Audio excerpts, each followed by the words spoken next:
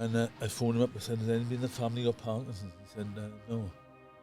Why? I said, I've got it. He said, I'll be there now. He screamed into the car park, parked under the no parking sign outside my office, walked in, he went, you better not be feeling sorry for yourself. Wow. I said, give me a break. I said, I was only diagnosed 2 days ago. I said, no break. He said, you got all woe is me, you lose everything around you. If you're positive and go for things, people will work with you. So I've used that as my mantra, really, and it's worked. It really has. Don't just talk it, walk it. Walk it only. Don't just talk it, walk it. Don't just talk it, walk it. You like that intro? I get a lot. Yeah? Good man. Well, Guy Nicholas, mate, welcome to the podcast. Welcome. I'm so grateful to have you on. Thank you for having me. Mate, before we get into everything, I just want to show a lot of gratitude towards you. How many people's lives you have impacted with the power of rugby, community, and just being your generosity and your personality type. But I don't think you realise how much you've changed people's lives or took them on a good path instead of a bad path. So just from my from myself, I just want to say a massive thank you, and I'm very grateful for you to be in this seat. I'm humbled by what you're saying, really. Thank you. Not a problem. Well, first and foremost, how are you doing? Good. I'm not looking rough, am I? No, you're looking well. I tell you what, you still got your cheek about you earlier, throwing a bit of tongue in cheek around. I've looked at your coaching experience. It goes all the way back from 1997. Is that right? Any earlier? I think that's it with Tondi. Tondi. I'm going to reel them all off before we get into a few things.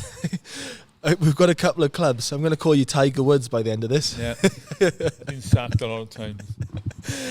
Well, that's the coaching game. But we've got Tondi in 97 and 98, head coach in 99, 99 to 2000 Caerphilly, 2001 to 2005 Wales under 19s forwards coach, 04 to 06. So you've obviously done them together. You've done Cardiff Blues under 18s head coach, Ebbw Vale 04, 05 Newport, 06 Newport Dragons, 09 Bridgend RFC head coach, 09 to 2012 Bridgend director of rugby, 05 to 2015 Bridgend College, WRU coach in that process, assessor, and now you're currently coaching at Llanarran.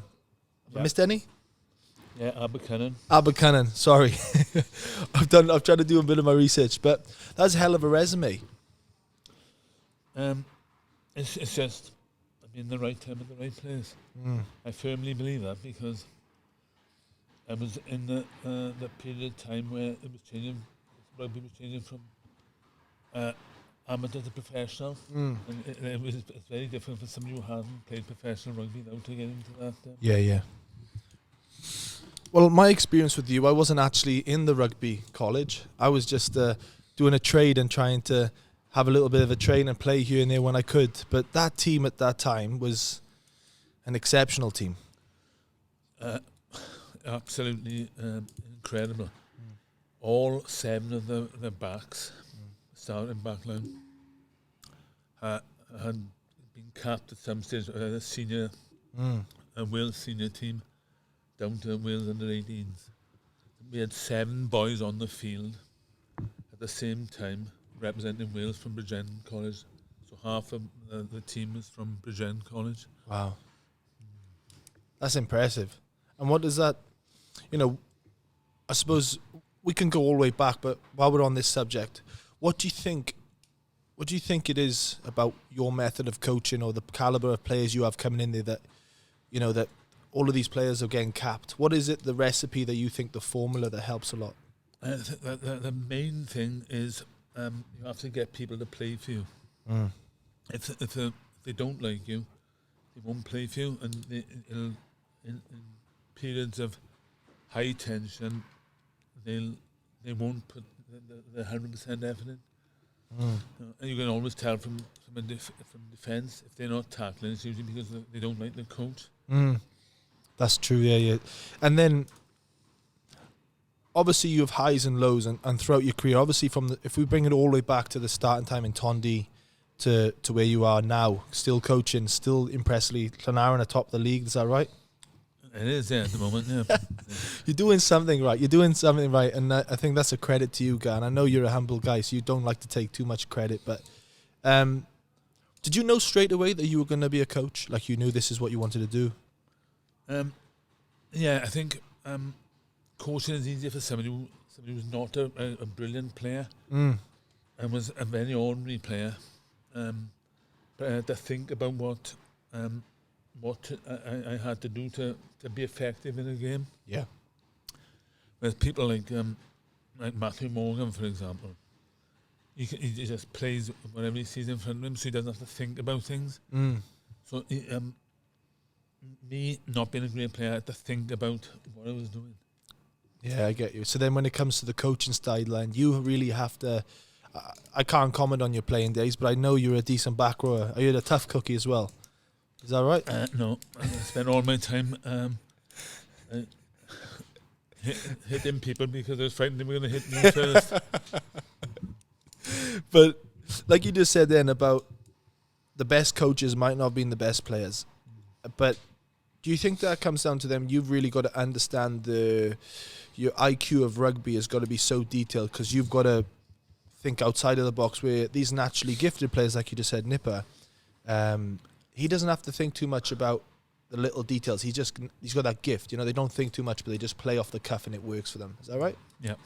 So it's quite common, and you know, I'm trying to think in the rugby union area, but at the rugby league time of my era, well, we're watching coaches. The best coaches win the best players. Wayne Bennett, Craig Bellamy, in Australia, they're well-renowned coaches, but renowned for their playing.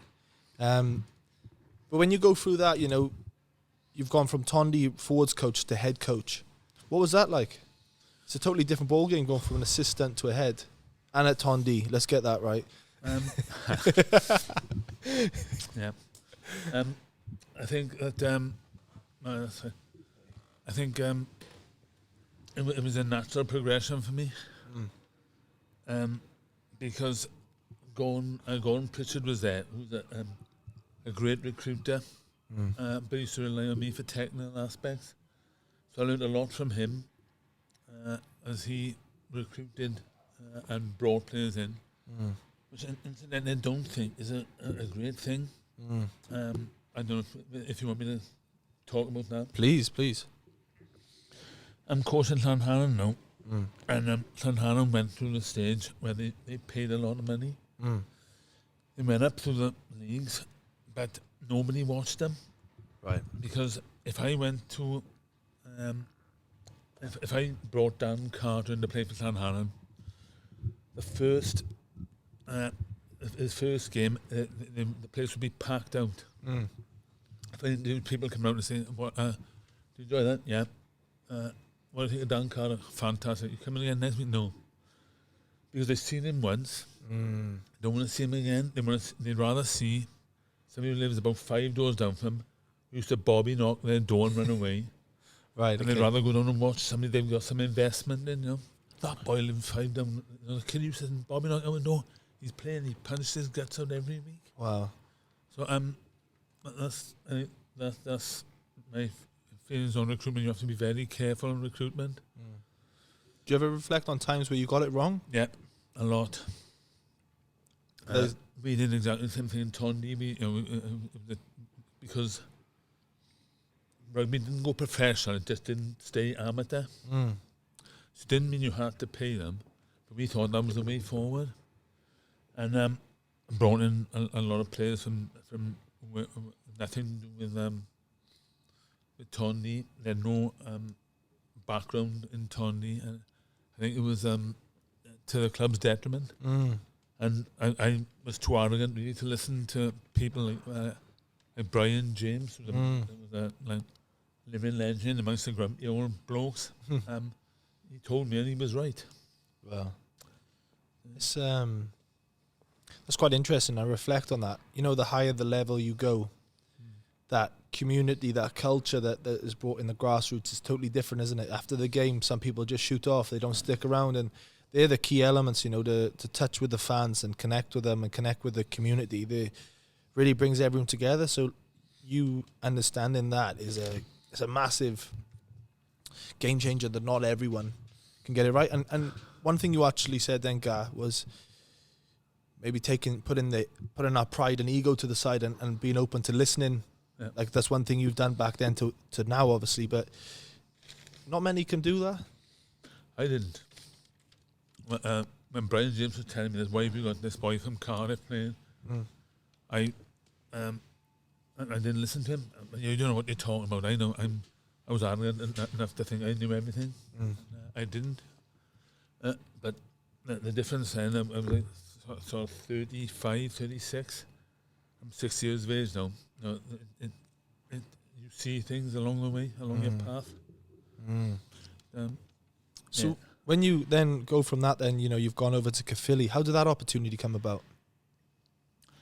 I honestly don't know. I think Tony would do very well. But it was deemed that it was me that was making the difference, and it wasn't. I just had really good players. Unfortunately, some of them were athletic boys. Adrian Phillips and people like that. Yeah. Some Muellers in there as well, some Caerfield players. Brendan Roach. Yeah, he's a great player, isn't he? Brendan Roach. What a player he was. And when you got those players, you're going to be successful. Yeah. So I took over from Chris Davey in Caerphilly, and really I wasn't ready for it. He was a premiership coach, coaching a premiership team. I'd only been coaching some like 2 or 3 years, and I was thrust in. Our first game was Glasgow, and we beat Glasgow at home 26-7. Wow. I thought, this is easy. Coaching a premiership is easy. But the rest of the season didn't go quite as well. Wow. Well, you did a one season there, is that right? 1.5. 1.5. It's I could go on about a lot of the coaching things here, and I will, you know. But one thing about coaching, you've got to have a lot of resilience, mental resilience, like, because it's a turmoil. You know, you don't know when your last coaching session might be with that club. You know, you win one game, probably the board are off your back. If you lose 2 games, you're looking over your shoulder, and it's you've got to hold that. You know, a lot of people talk about that mental health right now, but no one ever checks as a coach, how are they getting on? You know, you're making sure that the players are okay. Do you know what I mean? I've had some terrible experiences. Caerphilly, when I finished in Caerphilly, that rocked me to the core. Because everyone's been saying, "Oh, well done, guy! You're great. You're going up." And I was on a slope like that. By the end of coaching, I was on a ski slope, a black ski run. Yeah. And I didn't know how to cope with it. I didn't know how to cope with not being told I was good. And I wasn't doing a particularly good job, I don't think. But it's when you've always been told how good you are, and you're the centre of attention all the time. It's very difficult to come to terms with not being the hot stuff you thought you were. How do you deal with it? My wife is very good. She's I'd walk in the house, she'd shove a drink in my hand on a Saturday night. I'd be in that much of a mess. She knew what I was like, because I'm a very nervous person. It's very difficult to deal with. I also struggled with. You said I coached New book went wrong. I was the academy manager. And I wasn't a manager. I'm a hands-on coach. Yeah, I was and it was the wrong job for me. And if Paul Adams hadn't come in and said, "Do you want to apply for this job in Bridgend College?" I think I would have had a nervous breakdown. Really? Wow. Fair play to you. That's well, going to. I know we've skipped a few there, but going to the college, probably one of the best things you've ever done. And is it one of the most enjoyable times of your career? Without a shadow of a doubt. Absolutely brilliant. I knew as soon as I went in there, it was the right move for me. Really? I'll say this now. I shouldn't be saying it. But we played a game. It was a semi-final of the British Colleges Cup, and I only had 14 players. That's how hard it was when I first started the first year. But those players were good players. And a boy called Geraint Baldwin was a big, strong running centre. And Gareth Owen, who should have played for Wales, incidentally. Osprey's Gareth Owens, yeah? Yeah, played for Leicester. That's right, yeah. Great player. But we also had some not so good players, but I won't name. Could drop them if you want. Yeah, we didn't have. We had 14 players. And I said, "Let me know when we can play." And a boy called Justin Russell, who was a bricklayer, said, "Yeah, I've got I know a boy." He said, "It'll become apparent now." But we played the game. We beat this team by 20 points. I come off. I put my arm on this boy. It was the first time I spoken to him. I said, "Well then." I said, "You played really well," and he didn't. I just wanted to thank him. I said, "Who do you play for outside college?" He said, "Bridgend Sports." I said, "No, they had a youth team." "Yeah," he said. I said, "How old are you?" He said, 21. So I kept that quiet. I played him in the final as well, and we won. Luckily, this is a podcast, Gar. Mate, that's a hell of a story. But you obviously know how to bring players together. It's about if I'm enjoying myself, it's a lot easier to get players to enjoy themselves. My big thing really is social support. Yeah. I'll go and watch somebody play on a Sunday, and so he sees that I'm there, watching him. I'm not a shouter. I put my arm around people a lot. Yeah. It's I think my emotional intelligence is quite good. So I think that leads to me getting people to be able to play for me. I think. How were you aware of that? Did you, you knew that for you needed to bring the best out of someone, you need to be that guy that puts the arm over the shoulder. Is it from experiences of bad coaches you've had in the past, or that's just your personality? I think that's my personality, and just people have told me.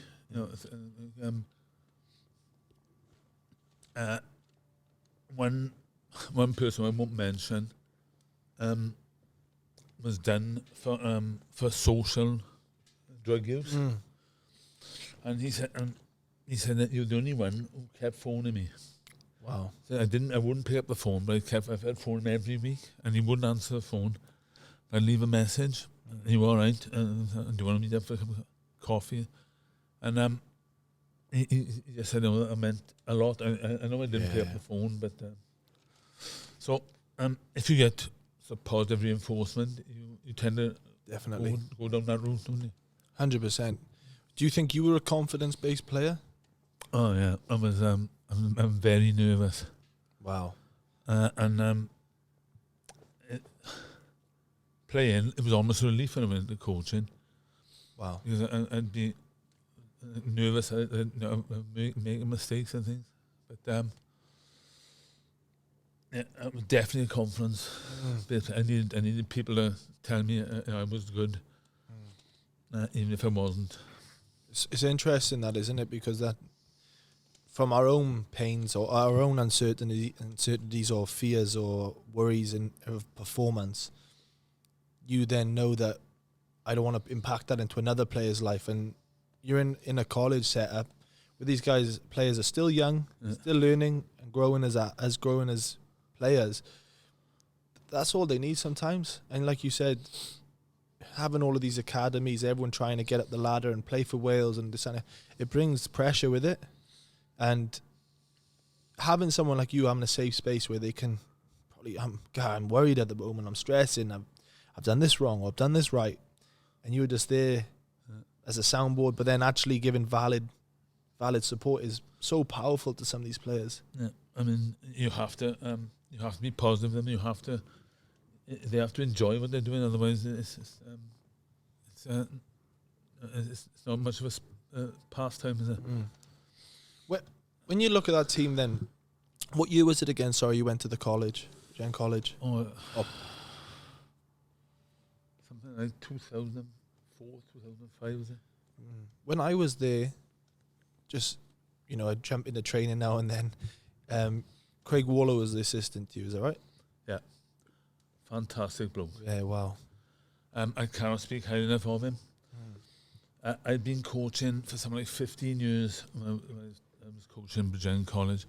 I'd coached Wales under 19. I'd coached I'd done a consultancy role with Newport.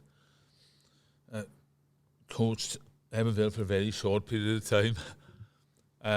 And had lots and lots of experience. Yeah.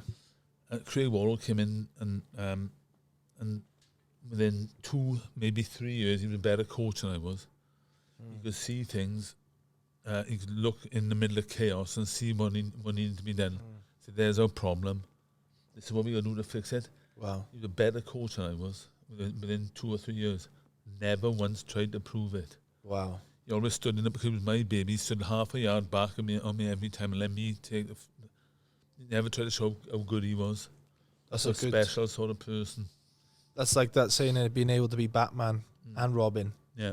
And that's powerful, that is. But then that's the great duo. That's why you got so much results in that team. The big thing there was everybody's coaching etiquette was really good. So no one ever tried to cut across each other. Paul Watkin was another person who was involved in it. Yeah. And a bloke called Derek Cashmore who gave up his time for nothing. But a bloke called Mike Jones, who I'm sure you know. Mike Jones. He tells a good story. He gave up time for nothing. And we had a ball. We had a really good time. Yeah. I want to say off the record as well, I put a photo up yesterday of just doing this podcast today with you, and the outpour of support, interest, and people just saying unbelievable comments of how you've impacted their lives. Do you realise how much you've done for others? No, not really. Because people don't walk up to you and tell you. I found most of what I do is an act. You would think what, sorry? Most of what I do is an act. So an example, there's 2 examples. Coach and Hannah were on the field when we played Kant, and they weren't playing very well. I thought they needed a rocket. I'm not a natural shouter. So I built myself up for this. I went on. I threw my pad on the floor, threw my pencil on the floor, took my hat off, threw a load of swear words into him. As we were walking off, Jordan came up to me and said, that was an act, wasn't it? I said, how do you know? He said, you did exactly the same things, exactly the same words in college. I said, it was actually, yeah. And he also said, the week after, the same thing happened, but they needed a rocket up the backside. Yeah. I thought, I can't shout again, because I've used up my voice to shout for the season. Yeah. I know what I'll do. So I went and I said, where's the time me being here?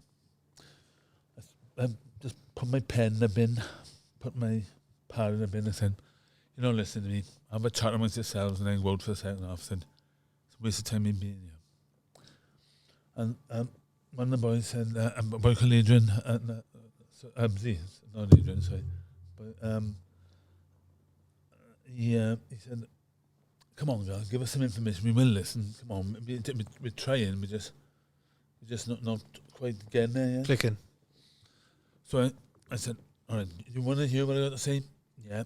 So I went, I said, right, first thing, I'm just making this up now. I can't remember what I said, but I said, the first thing you got to do is you got to make sure you're going forward.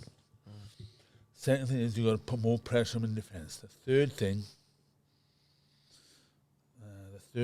I had to go in the bin and get my notepad out. So that failed. Wow, it's learning tricks, isn't it? Yeah. So you know how that response you talked about how when you were coaching you'd put the arm over players. Not every player responds well to either. Some people do actually need that bit of a rocket, or they're not pulling their weight. How did you manage those players? You, you just try and find out what does make people click. Yeah. And some people will nipper. Yeah. Couldn't shout a nipper. Really? No. I remember shouting him once on tour in New York. I said, "You're an international, act like one." He moaned and groaned. He didn't speak to me for 3 days. You had to apologise to him. Yeah, I did, yeah. Alba's another great one, really difficult to manage, great player. Really? Yeah, but I'd say everybody ready by 10 to 2, sitting down with a strap in, then, and so I'll do my talk and then we'll go out, okay? I'd walk in the change room at 10 to, Alba's be there in his pants. And that, but if you said anything to him, it was spoiled him. That was his preparation. So you just let it go. Wow. It's what made him tick. So, when you talk about habits then and superstitions, that sounds like, I think, and Habba's had a hell of a career. Good player. I think he still had more left in him. And I do. I don't know what happened at the Ospreys. I wasn't here at the time, but I think about that and I go, that's one of the type of blokes that every team needs. Super conscientious, trained, and focused on his weaknesses, and just a really good person to have around. He got that from his grandmother. Really? Mrs. Phillips. And she used to come over, and she was like my biggest supporter. Wow. She'd come over and say, "Well done, Dad, but stop him swearing." That's something my nan would say. Yeah. I think Habers will. I don't know if he's coaching at the moment. I think he'll become a good coach if he ever does it. Yeah, he thinks a lot about the game. Yeah. He's probably a type of Warlow type of guy. You know, can see a mess and find the gem in it. Yeah. You know, you had a hell of a team then. You look even just through the back line. You had Sam Campbell. You had Nathan Edwards. You had Weber. Was one of your wingers, wasn't he? Yeah. I don't know who your fullback was at the time. Harley Thompson. Is he still playing for Laren? Yeah. Is he? There you go. And then who's the other winger? Who was the other winger? Luke Morgan. There you go. Look at that back line. It's Habers and Nipper, the halfbacks as well. And two half boys. In that side. Okay. In that side, well, you had Will Griff-John, the strongest man I've ever seen in my life. He was massive, wasn't he? A freak of nature. Yeah, wow. And a lovely kid as well. And Corey Hill, incidentally, I didn't see that. He was developing and he was growing into his body. And I didn't see the quality player he was going to become. So that's my fault. It's not. It happens, right? It happens. People develop and kick on later on in life at times. Yeah. Because there were 3 second-rows came to me, or 4 actually. Lloyd Ashley, who was a fantastic ambassador for the game of rugby. Matthew Screech, wow. Forgot about him. A great boy, but the grumpiest person I've ever met in my life. Macaulay Cook. Yeah, wow. Whose mother still cuts his meat up for him. And Corey Hill. So, and those 4, they didn't quite overlap. Yeah. But we had 3 of those at any one time. And you even had, you're younger than that. That's my age. You had Lewis Jones there, scrum half, and then back up to Tom. Incredibly skillful boy, Lewis. He's at the Dragons still now, I believe. Yeah. That's what I mean. And he must be a nightmare player because he's a chops, isn't he? Yeah, but, very. But a great character. Yeah. I want to, even some of those guys who you haven't named on that list, what we're going to do right now, though, I think you might lose some friends after this guy. Oh. So let's just confirm that. Is this your top 15 college team, right? College, not all time. No. No. Okay. When you're ready, boss. Ready? Start with 15. Harley Thompson. I've got to say him because he still plays for Laren, but I don't say him.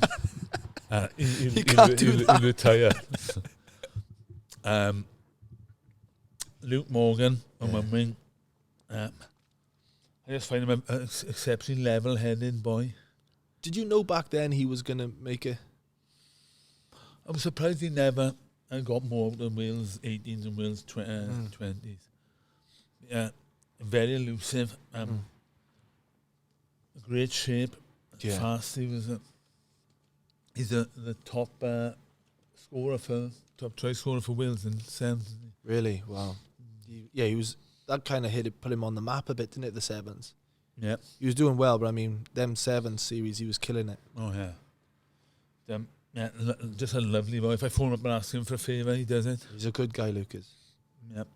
The wing, Alex Webber. Good player. I've hardly seen him since he left college. Most of the boys I stay in touch with. But he's doing well. He's with us Ron now, isn't he? Is he? Player coach, I think, yeah. Okay, yeah. He's a good player, he was. So those are my wings. Centre, Owen Watkin. Wow. He's one of the three people who've been in college who can change a game. And he is one of them. He can win a game on his own. He played Camoid, and Camoid were a very good side at the time. And he just won the game on his own. He would give me the ball and follow me. Wow. Fantastic. I know his father well. And he's... Paul. Yeah. And he's made sure he stays level-headed. It's good, that is. Yeah, just a lovely boy. He just made the Welsh team. Yeah, I know. I've just phoned him. Oh, awesome. To congratulate him. He's in South Africa.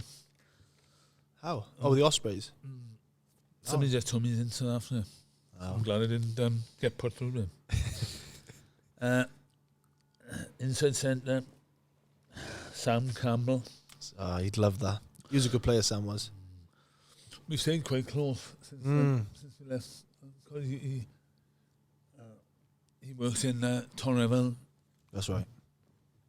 Community school. The toughest boy I've ever coached. I don't mean fighting him, but you cannot keep him down. So being tough is not fighting. It's how many times you can get up after being knocked down.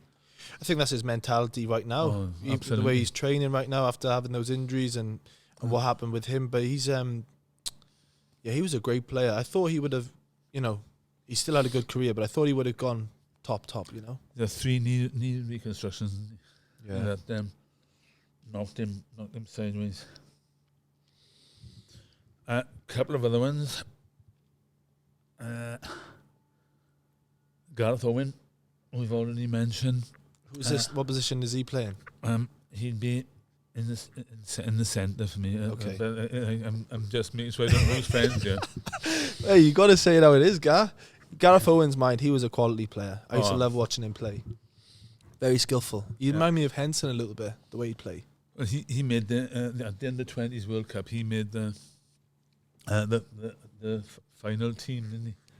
He's a boy who didn't give a monkeys about anybody else's reputation. He just go for them. He was just a great player. And also Jamie Murphy. Jamie Murphy, what a player. Yeah. Tondy boy, incidentally. I have played a couple of games with Jamie. We had long drives up North Wales at training. And Rugby league. Yeah, with the rugby league. He's the type of guy, if he put his mind to something, he could play cricket. He could do anything, that guy. He's an all-rounder, but he's a hell of a bloke, Jamie is, and he's a funny man. The 2 players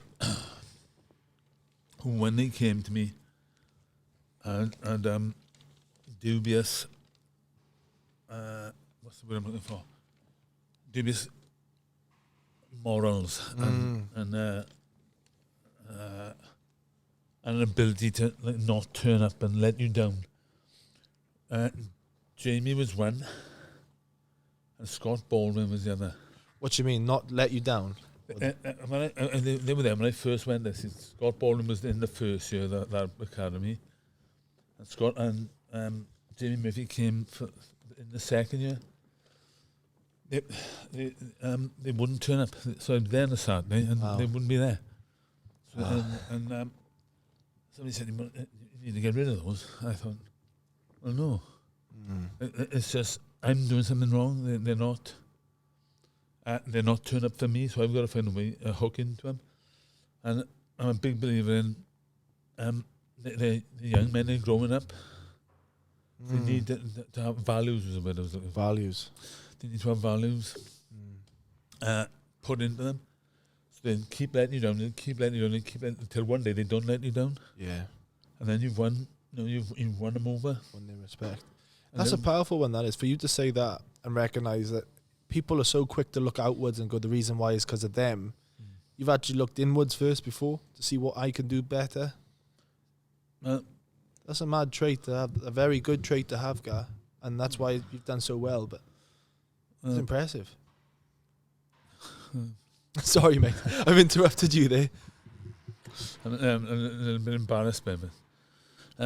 Scott, before you go off of that, when you said Scott Baldwin, he was another one who was a late bloomer. Yeah. Who would have thought the career he had? He played. Wales have beaten South Africa something like 5 times. He's played in 3 of those, hasn't he? Wow. How many Six Nations did he win? How many Grand Slams did he win? A lot. He's had a hell of a career. Won the Harlequins as well at the end. And he was a boy, like you say, he was a late bloomer. Yeah. So when he came to me, he played every position in the forwards for me. Every position except one. What was that one position he didn't play? In the forwards? I don't know. Number 8? Hooker. the only position he's playing pro. He played loose head tight end. He played in the second row. And he came back when I was coaching Bridgend. He came back and helped me out in Bridgend. Wow. And played blindside. Yeah. And he was good as well. Yeah, he's a good player. Good guy as well. And do you know where he's from, don't you? That's anyway. No, let's go back to the list because we'll go sidetracked. Okay. What are we on now? What position? Halfbacks. Halfbacks, okay. There's 2 obvious ones there. Nipper and Arbers. Wow. They were incredible. Apparently they're half boys as well. I want to say something. Let's talk about them individually. Okay. I remember growing up at Bridgend and at Brintig, and Nipper and Tom are a year above us. And it's one of these things, you never really tell them. You know, we always wanted to compete with what year above because they were an exceptional year. But Nipper, you could watch him. It was like poetry in motion, you know what I mean? Just watch him and someone just glide through teams. And I think I took a little bit of inspiration because he was a small player too. And you see, you're the likes of the smaller guys doing it. It just gives you that inspiration, that motivation that, hey, you can do something like that. But he was an exceptional, growing up watching him play. Yeah. And that was my little bit on it. And then I'll let you say your bit. Well, I always said that 3 people I can change the game. One was Owen Watkin. He's the other one. You find a gap in a telephone box. I got in a bit of trouble over Matthew Morgan. Because Harbour's already come into me from Bryn Tig. Sam Trahan. That's right. Was also coming to me. And Paul Bowen phoned me up on a Sunday. Mr. Bowen, wow. And he phoned me up. He said, "So Gaz, I said, yeah." He said, "Leave my players alone. We've worked really hard with all these to get them to where they are now." And they had. The Athletic had done it all. Yeah. I'm sure he'd done some, but yeah, the AF did a lot of that. Yeah, and he ranted and raved for about half hour. I said, "I'm very sorry. I didn't realise you felt like that. Of course, I won't go near Matthew Morgan. You have my word." "Hello, is that Matthew Morgan?" Oh, that's class. I remember this one time when we were finishing year 11 or whatever it was, and then going into, you can either go to stay on or go to college. And I remember us rugby teacher pulling us all aside. "Listen, don't you bother going to that college. They can't even spell college over there, let alone." And that was it, putting the I- fear of life in us to not play. I didn't care because I couldn't spell college. But yeah, what a duo. Tom Haberfield as well. Wow. Outstanding. Yeah, we said a little bit about him. We played against one of the top 8 sides in New Zealand, Tauranga boys. You were probably down there. Tauranga, not in New Zealand. No, I wasn't. Played them on the Brewery field. Yes, yeah. I remember watching it. I watched that game. And by the end of the game, the opposition knew that we're calling Nipper by his nickname. Watch Nipper. Yeah, wow. And keep eyes on Abbas, because they were like electric, the pair of them together. I presume they're good friends. Yeah. I think they're very close friends. Yeah. But they were when growing up. Yeah. Another story about Nipper. He actually got this American touring sides over. I used to phone up some of the boys at Nipper, Abbas, Macaulay, Lloyd Piers, and get them down to do individual coaching with the boys. And Nipper turns up in a barber jacket, a pair of shorts and wellies. I said, what do you come dressed as? He said, I'm just comfortable in these clothes. I said, so he had wellies on. I threw him the ball. I said, I bet you 10 you can't drop kick the ball through the post. Who dunk straight through. A talented little sod, I couldn't believe it. He's he's exceptional. You know, going into his professional career, do you think he hit his heights? No. He was on the right track, I think, with the Ospreys. He was being picked before Dan Bigger. And then he moved to the Blues, and the Blues just played him at fullback, and he's not a fullback. And he's brave as well. He's not if somebody ran down his channel, he wouldn't shy away from it. No. He did in one game playing for the Blues, that tells me that he wasn't responding to what was being said to him. And the only problem he had, he was so small. If you got a 17-stone Tongan running down your channel, he's going to get dragged along, like, you know. Yeah. But he doesn't dip out of the nasty bits. Yeah, the thing about that when I bet him a 10, he couldn't drop kick it through the post. The following day, he played in the final trial down in Neath. I don't know if you remember that. I didn't know. And Probables versus Possibles, and he came on at half time and carved it up. And I texted him halfway through the second. I said, Nipper, you're carving him up. You've got to be on that plane going to New Zealand, wasn't it? No, South Africa. South Africa. And straight away at the final whistle, as soon as he'd gone to change him, he picked up and he texted me back, which I thought was nice. Wow. He said, thanks, God, means a lot. You still owe me a tenner. That's the relationship you want, though, right? Yeah. That's the one that brings the best. That you can have that. You're my coach, and I respect you, but we'll have a laugh as well. Yeah. Wow. He had a couple of caps. He did well. I don't know. I remember him scoring that try for the Blues against Saracens. Remember that when he caught the high ball? I'm pretty sure it was for the Blues. And he scored like 3/4 of the field. It was at the Arms Park, I believe. The one I remember, playing for the Ospreys against Edinburgh. Somebody gave him the ball behind his own line. He went in, out, around, and it was the big Dutch winger. For who? For Edinburgh. He's not the Dutch guy that's playing for Scotland now. Yeah. Oh, Vander something. Yeah. He's chasing him down, just nipping stretching his neck to stay away from him. Just gets to the end, dives to score, and the referee does the own TMO. Who's on the TMO? Paul Adams. Paul Adams was my boss at Bridgend College. Were you texting him? He said, the ref said, Paul, try or not. And before he said try or not, try or not, he said, try. That's the way. Give him the try. I like that. Yeah, wow, what a player. Yeah. Let's move on to the next one. Habers as well, exceptional player. Yeah. We've talked about them. Let's go into the forwards now. Okay. I've messed around a little bit here. It's okay. So I don't completely lose every friend I've got. loose head prop would be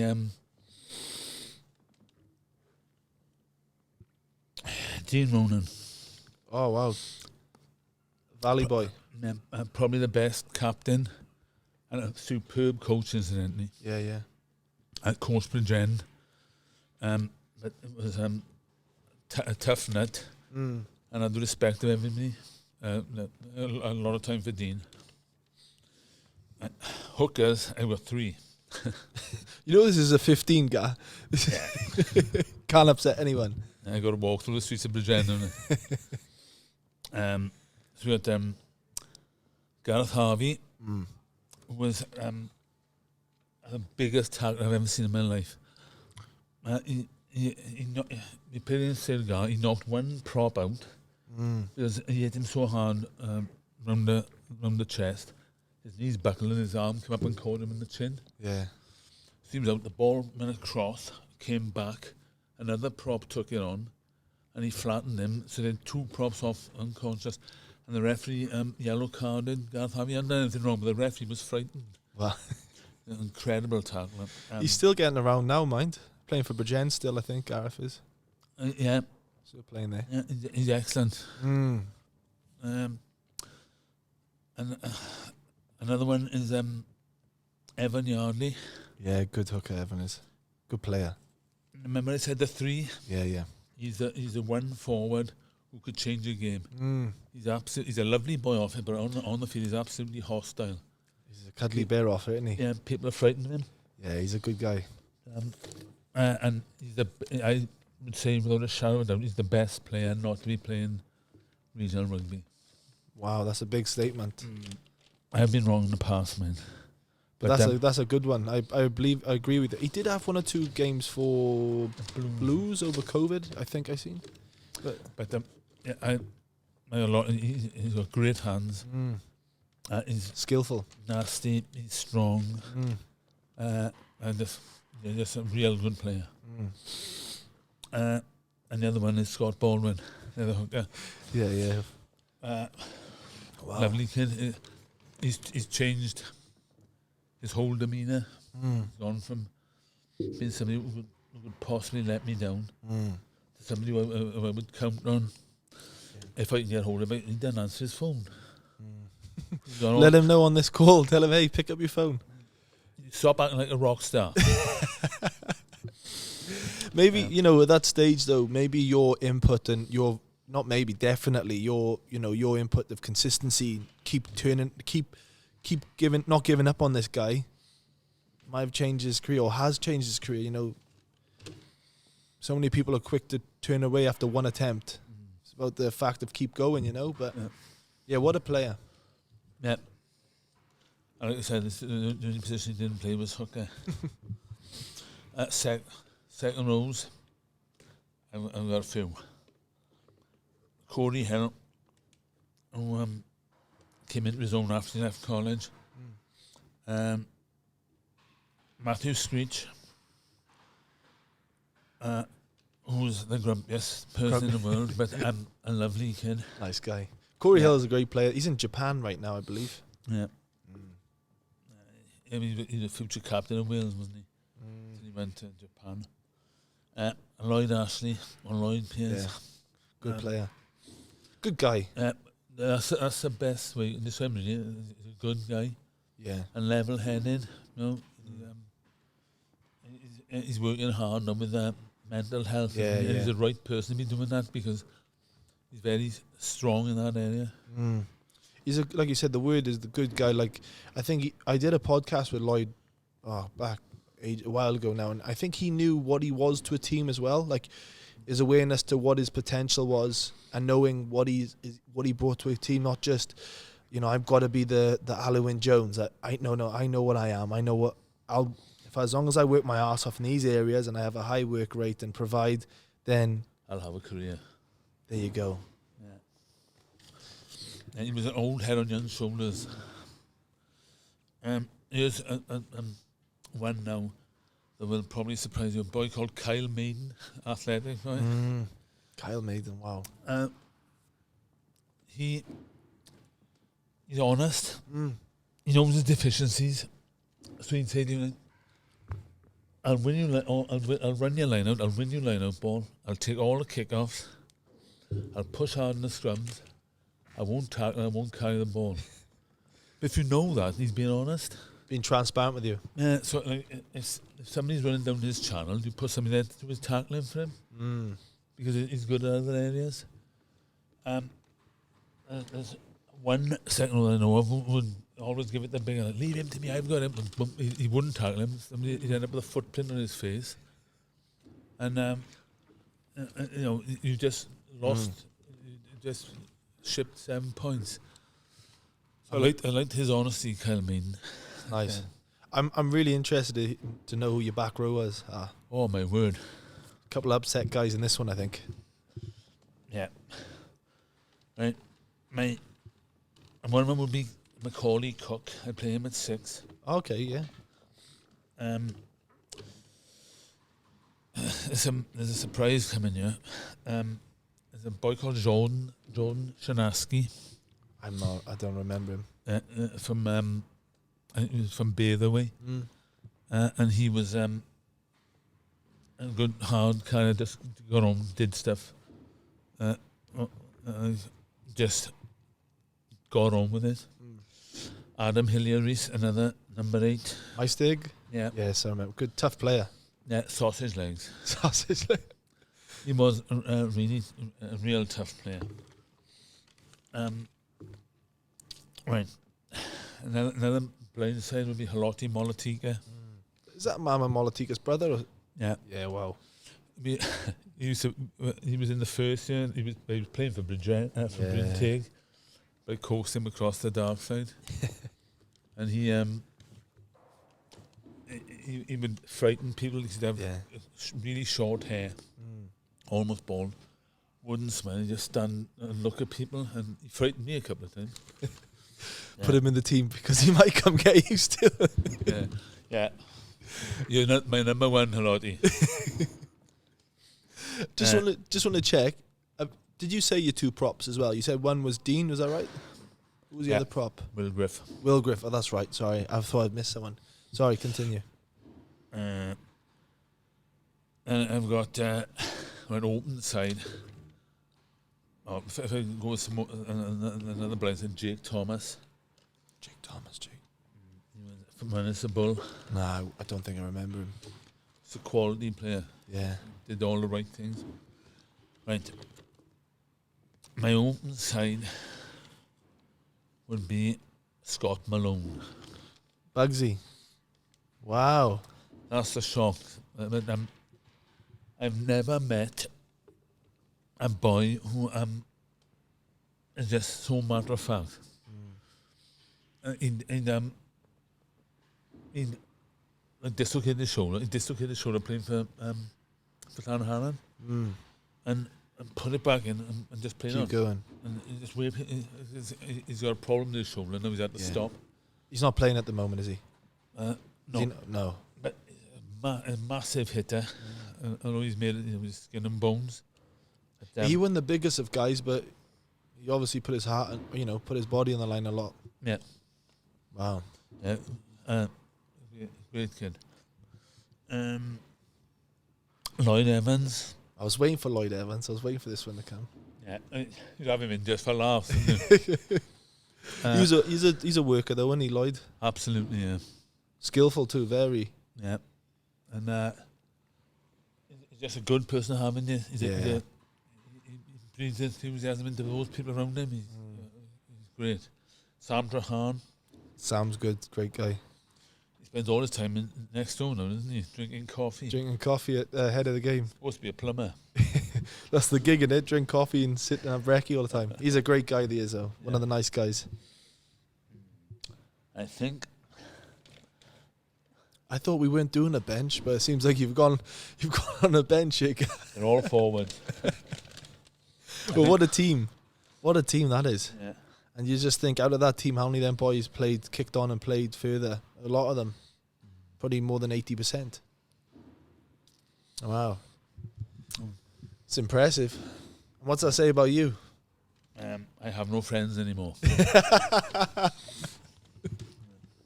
Mate, that's a great team, and it's a credit to you. Credit to Warlow. Everything you did down there, you turned that into a professional setup with a bunch of youngsters. They trained, breathed, and everything was rugby. It was fun. Yeah. I mean, I probably shouldn't say this either. But Paul Adams said to me in the interview, he said, "What are you good at?" I said, "I think I'm a decent coach. I'm quite good at recruiting.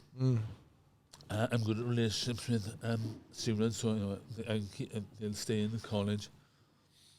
He said, "What are you poor at?" I said, "Paperwork." He said, "You get them in here, keep them in here, and coach them. I'll do your paperwork for you." Deal. And then used to fill in any health and safety forms at all. We went canoeing with alligators in Louisiana, and I didn't fill in a form. I don't think you get away with that these days. No, I'd be sacked. All good. Enjoying it? I am, yeah. Loving it, mate. So I walked on memory lane. I was going to say a bit of nostalgia about this.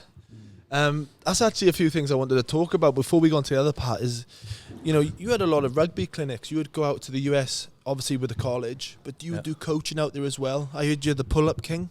Do you want to still confirm that you're still the pull-up king? Oh, those days are behind me now.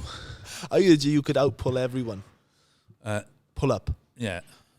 I used to be good at it. Yeah. We used to have a competition in... what you got to remember is I had to condition these competitions so I'd only do things that I was good at. Smart. So if it was squats, Double Will Griff. We're not doing that. But there was... we used to have how many pull-ups you could do in 3 minutes. Yeah. They had to be full arm, so you had to lock out at the bottom, straight arms, chin above the bar. Couldn't do kip-in pull-ups, otherwise Arbers would win that. So there was a football boy, I can't remember his name, but there was no weight in him at all. He did 38. Wow. In 3 minutes, I did 37 pull-ups, and he beat me. I was like, I got another go at this. I was trying to, and he said, "Don't waste your breath, because if you do 39, I'll do 40. And he was right. Yeah, I couldn't beat him. I used to do hang tough as well. He said, how long you could hang on a bar for. Yeah. So I'd be hanging like that, and everyone would think they've got me. I'd be like, the face would change. Yeah. The serious face would come. I'm really struggling now. I do a pull-up, and it just wind them up. Saying things like, there's no shame being beaten by a 55-year-old. And those are the only two things I've ever been good at. Well, I think you're good at a lot of things. I just want to touch on, I want to go into this area right now, and I hope you're okay to talk about it, but you've always seemed to have a very positive outlook on life. Very, you're always on the go, you're always training, and obviously, if you're okay to talk about it, you got diagnosed with Parkinson's. What year was that? That was the year I went to Bridgend College. I'd been in Bridgend College for something like 3 months, and I was diagnosed, but I knew I had something wrong with me. How did you notice? What was the symptoms at the start? I walked funny. I walked leaning forward and sort of scuffed my feet a lot. And I remember standing out at Waterston's bookshop in Cardiff. I was sort of leaning against it with my foot against the wall like that. I said, "Are we ready?" And I couldn't think, how is this? I stopped my leg. My work then. Wow. I couldn't get my body to work. Wow. But my uncle is a bloke called Brian Nicholas, who was quite high up in coaching. He doesn't take any prisoners. I had a lot to do with him as a young man. And I phoned him up. I said, "Has anybody in the family got Parkinson's?" He said, "No." "Why?" I said, "I've got it." He said, "I'll be there now." So he screamed into the car park, parked under the no parking sign outside my office, walked in, he went, you better not be feeling sorry for yourself. Wow. I said, give me a break. I said, I was only diagnosed 2 days ago. I said, no break. He said, if you were all woe with me, you lose everything around you. If you're positive and go for things, people will work with you. So I've used that as my mantra, really, and it's worked. It really has. So that was the thing that really got you reckon clicked you a bit, like put you back into line a bit. What That word, that mantra of what he said. That yeah. Without a shadow of a doubt. Yeah, I thought about it because it's easy to wallow in self-pity, and you don't know how hard it is. It's terrible and whatever. Nobody wants to hear it. No. I don't want to say it either, really.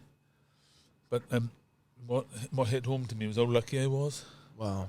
Because I had Parkinson's. I was diagnosed with Parkinson's same week as Colin Hillman was diagnosed with pancreatic cancer. Pancreatic cancer it was, wasn't it? Yeah, Matthew Hillman's dad. Yeah. And he's been dead 15 years. Wow. That's flown by. Yeah. He was diagnosed the same time as me. So it kind of shifted your perspective on it all. Yeah. Instead of all woe with me, I mean, all my friends now, have had heart attacks and, so they're like picking the skin off the chicken. I'm just throwing anything in my mouth. I think I'm quite lucky. Wow. I also think it changed me as a person. Yeah. Because I think I was arrogant. I think I thought a lot of myself, and having Parkinson's and having to deal with it made me think, what are the qualities that people like in you? You can't be admired for your physical prowess now. You've got to. What is it people like about you? So I kind of changed my outlook on life. Wow, that's powerful. You got one life. If you want to waste it by moaning, groaning, or sitting in the house watching the telly, and being woe with me, you may as well, start digging your own grave. Yeah. Wow. It's that's powerful, Gar. That really is getting me upset, choking up here, but yeah. Yeah, it's quite funny now. I go down to get my checkup. Yeah. Every 6 months. I used to cycle there to Landdock Hospital, not Landdock, Rookwood, from Ranishan. So everyone else would be going in there on Zimmer frames, and I'd come screeching on my bike, park my bike, lock my bike up, and I'd be standing there all sweating. And Yeah. And all the doctors and the nurses who deal with that all want to have me. So they say, it's funny when you pull positives out of it. But Gareth can come and say, no, I got Gareth today. Yeah. Because I knew that if I'll do stuff, to keep going. You're very proactive, and that's one thing. For a guy who got diagnosed with it 15 years ago, 20 years ago, for you to still be doing pull-up challenges and beating everyone and training hard and having this outlook on life, it just makes you realize how powerful the mind is. Yeah. The mind and the resilience that you have, and the routine that you have, and you look inwards a lot. I've noticed just sitting here now, just when you talk about players and you talk about how can I shift them, is actually looking at yourself first before others. And you said yourself, it taught me that I had to kind of change a few things about myself and think people ain't gonna like me for the abs and the muscles. It's more about who I am as a person. I've got to be honest, I never had abs. All right, the big biceps then and the big chest. Only one sheriff from the gun show comes to town. And that's the deputy.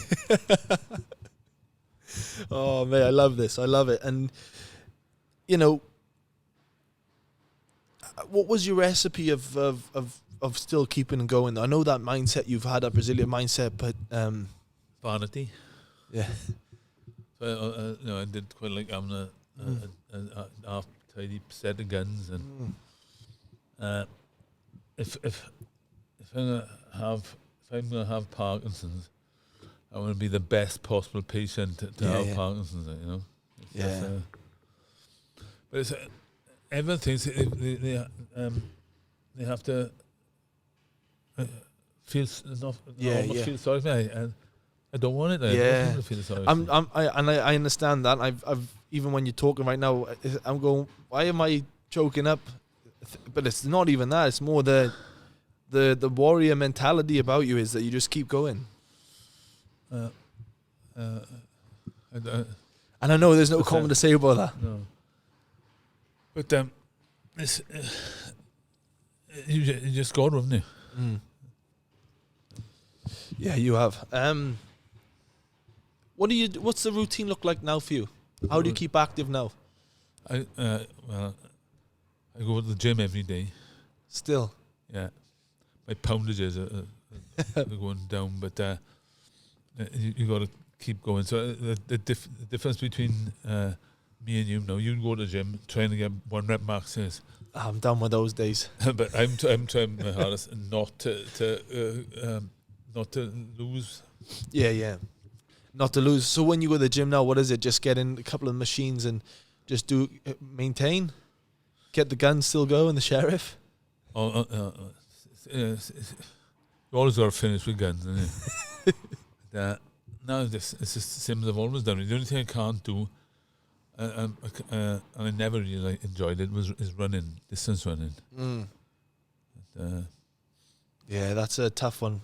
The running is But I firmly believe that exercise has helped a lot. And that's what I wanted to touch on, yeah. I don't know if this is true, but in my mind it works for me. My body will find the most efficient neural pathways. Yeah. So if I don't exercise, if I hadn't exercised, it would just get to those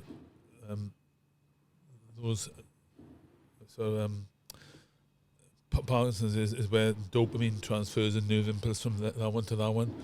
Yeah. It would get there and get blocked. So you wouldn't be getting that dopamine.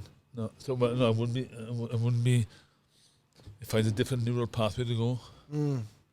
That's probably totally wrong. But no, it's it some works. Well, you're proof in the pudding that it works, and I think that's a message for anyone out there that, might be going through or found out they've got Parkinson's at the moment. Like I think you're an example of what you should be doing is staying healthy, staying fit, keep moving, have a purpose. That's a message for everyone in life, really, isn't it? Yeah, it's not for me to say.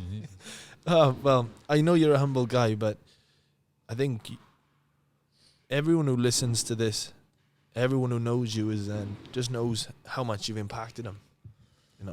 I've had loads of people before this tell me, I don't think I would have made it without Gar. Yeah.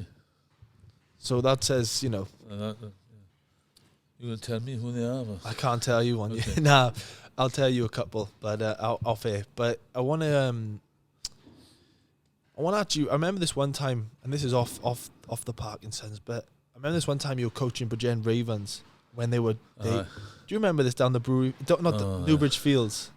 Do you remember this? Against the Athletic? Yeah, it was a full crowd there. Lost 6-3. Yes. Yeah, I remember. And that team was a lot of college players in there. Yeah. Yeah, and that was probably where you had to get Bridgend out of a bit of a rut.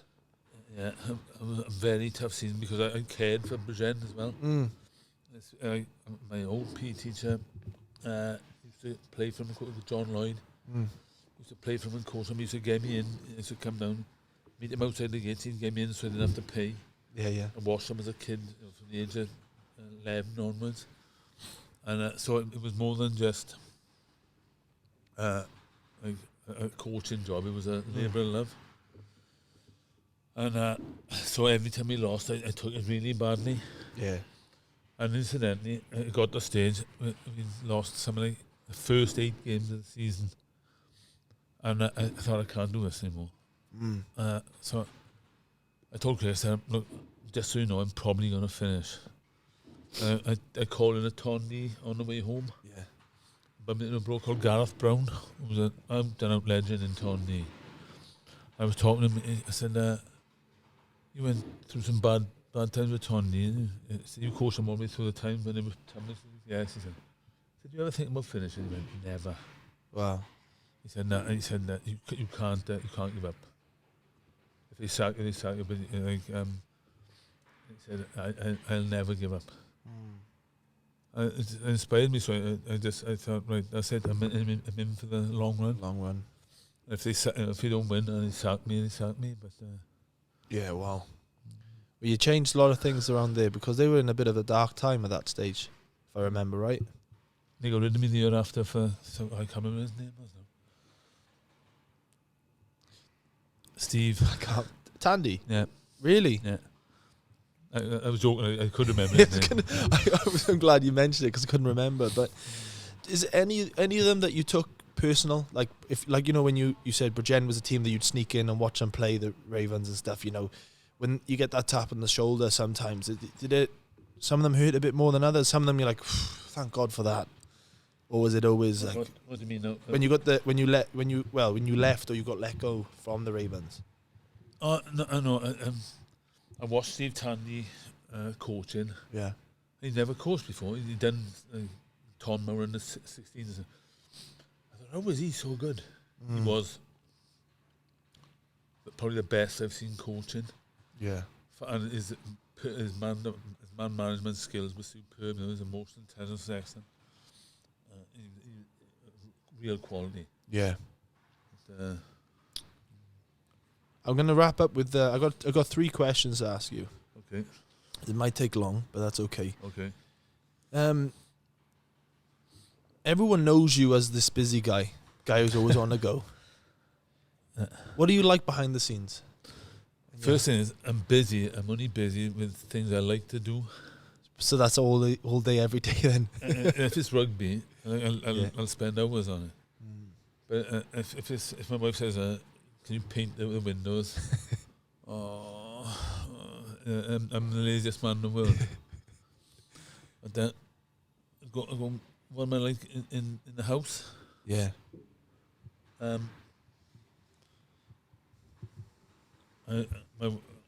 get bored.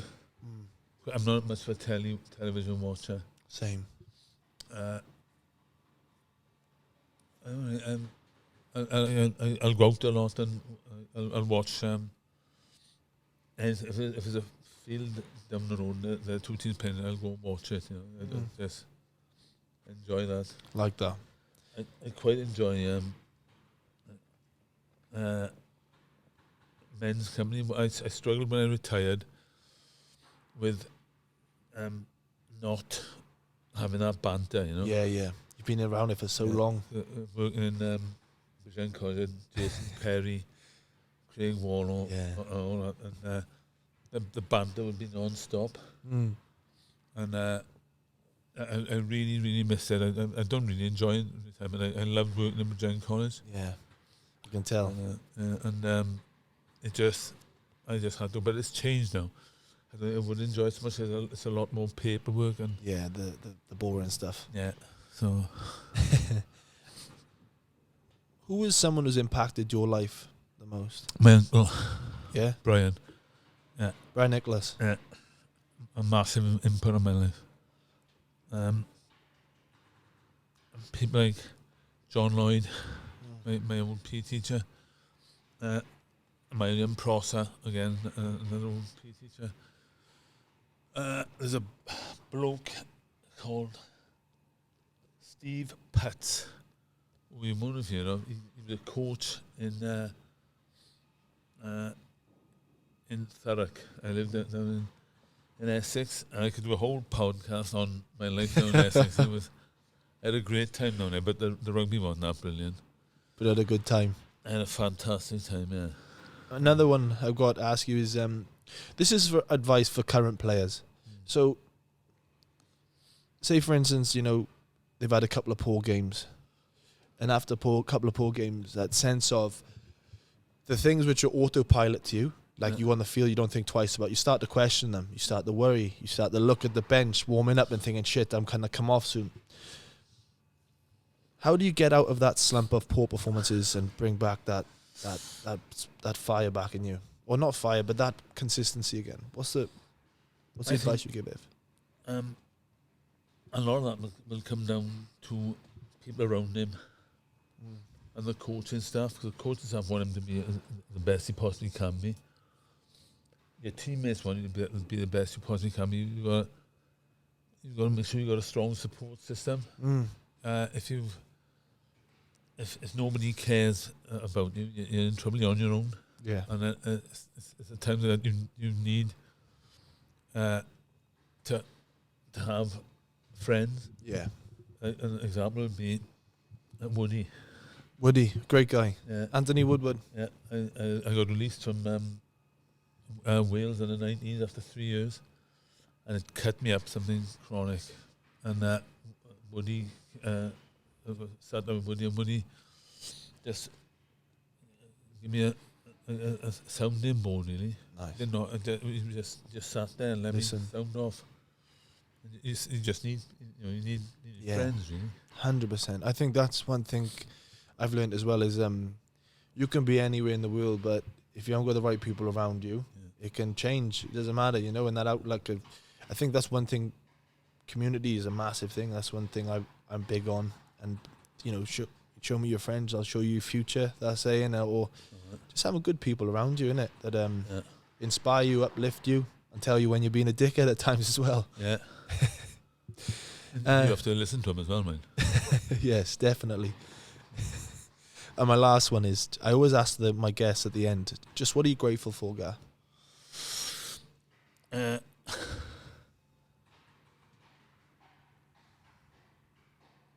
Everything. Really. I'm grateful that that these players have touched me. I'm grateful that all the people I know from relations to just the old blokes that sit in the corner, Tony Rugby Club, or Llanharan Rugby Club, the strip of those, we reckon they're all waiting for God. Yeah. But I'm just grateful that those people support me.